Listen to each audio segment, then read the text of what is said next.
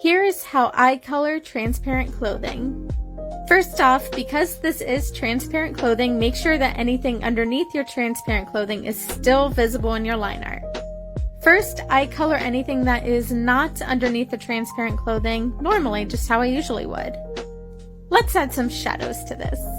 There we go. Then, to make it look iridescent, I use these pastel rainbow colors.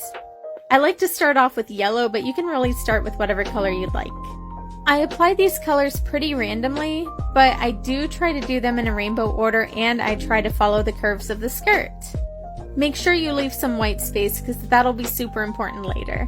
Your rainbow effect should look something like this. Then I use a color that is a few shades lighter than the visible clothing for the clothing underneath the skirt.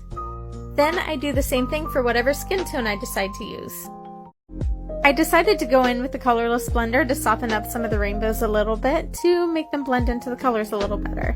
For the darkest shading of the clothing that I have under the skirt, I used the base color I used of the visible clothing, if that makes sense.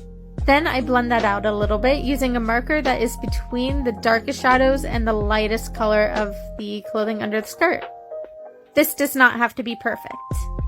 Then I blend that mid color out using the lightest color I used for the clothing under the skirt. I do the exact same thing with her skin. Then I decided the rainbows looked a little too harsh, so I went in with my lightest red to blend those out just a little more. Now I'm adding shadows to the skirt using a gray, it's just on the edges. And I like to use a yellow for the highlights.